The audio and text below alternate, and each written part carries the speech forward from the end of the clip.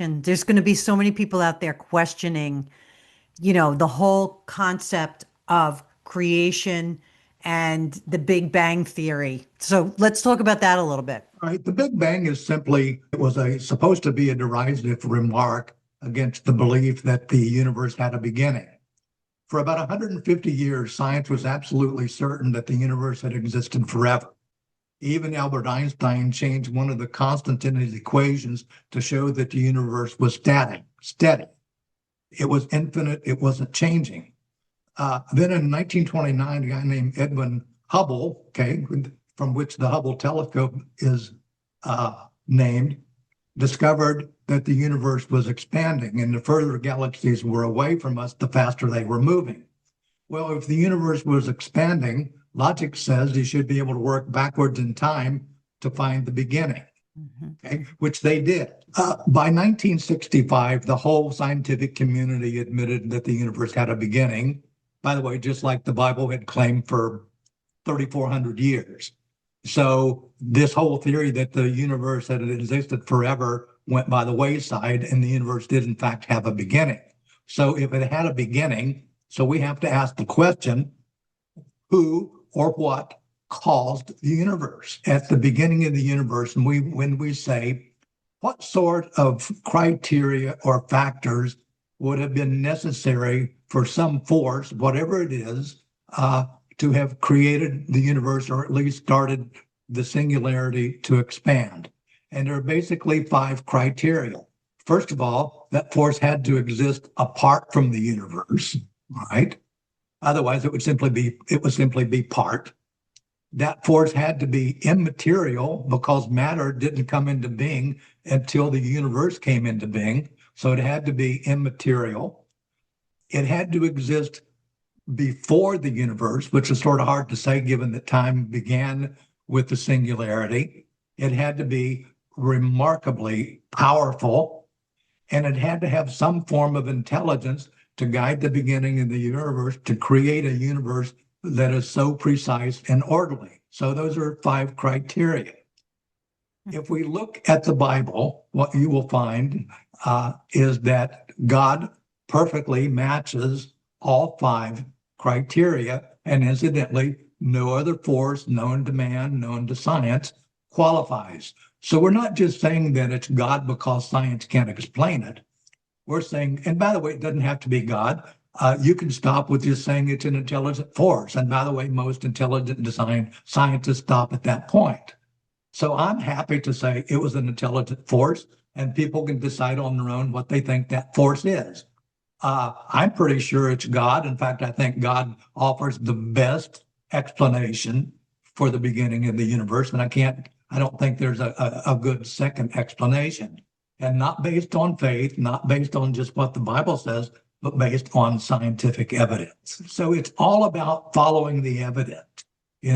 Take a look at the scientific evidence.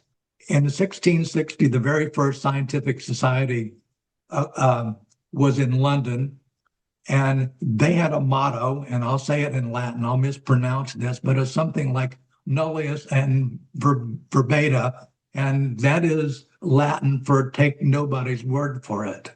Mm-hmm. So that was the motto of the very first scientific society in the world.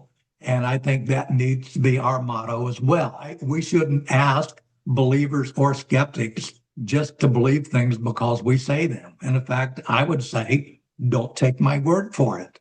Take a look at the evidence. And I can say that with confidence because I know what people will discover when they look at the evidence. The evidence is going to lead them to God if they're honest. And it's not just one case.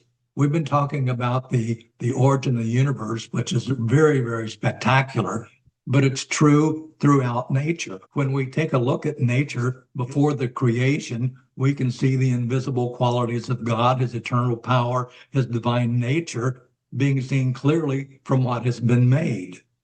That is, if we look at God's creation, we'll find him there. Modern science is based on a Christian view of nature. The very first scientists, the men responsible for the beginning of modern science and the scientific revolution, nearly all of them were Christians. Those who weren't Christians were deists. I don't think there was a single atheist, maybe one on the planet. And these men believed that by studying nature, God's creation, they were literally reading the mind of God. They truly believed, and I think people believe today, that by studying nature, or I should say, as we better understand nature, we'll better understand the God who created it. And once again, that's based on evidence, not just faith, not because the Bible says it, but because the evidence says so. The empty tomb, how Jesus was not there. If you take a look at creation, the beginning of the universe, first life on earth, the diversity of life, the emergence of humans, Adam and Eve, if you will, human uniqueness. So that's sort of the scientific evidence. And then we transition to the historical evidence. And the historical evidence is the empty tomb. So with that sort of as background, if we believe that in fact God is responsible for the creation of nature and life, we have to ask the question, was this force, was this God a distant architect, or did he decide to get involved personally with his creation? The empty tomb answers that question. So if in fact Christ rose from the dead, as the historical evidence suggests, then that sort of becomes the capstone. We have all this scientific evidence, and if you will, then the grand finale is we see God walking into his creation and living among us for a while so we could behold his glory. Then he died and was raised from the dead. So it's sort of the capstone of everything. To take a hard look at the empty tomb, historians typically look at 5 pieces of evidence. The crucifixion and the death of Christ, the empty tomb, the belief of the disciples that they had seen a risen Jesus, the conversion of Paul, Saul of Tarsus, and his ministry, and the conversion and ministry of James, his half-brother. That is sort of the body of evidence. So when we work through trying to, by the way, if you're going to explain the resurrection or disclaim it, you have to address those 5 pieces of evidence. And when we work our way through this, what you discover is that the best explanation for the available evidence is that Christ rose. And in fact, there are no theory, and by the way, there are lots of attempts to try to explain the apparent resurrection of Christ in natural terms. None of those are capable of explaining those 5 pieces of evidence. So in the end, the historical evidence that Christ rose from the dead is overwhelming. It's compelling.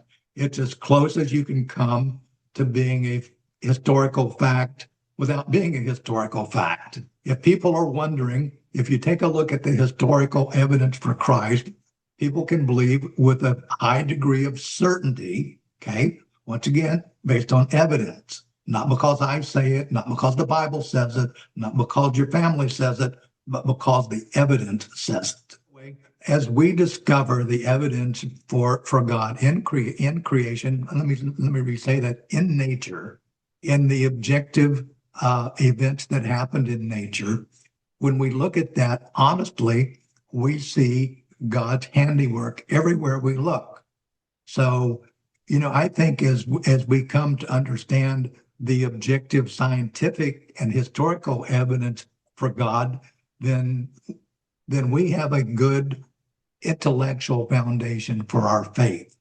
I think there's a mistaken belief, that to be a Christian, you have to commit intellectual suicide or lose 10 IQ points. And that's not true. And in fact, what people will discover is science does not erase God, it reveals God.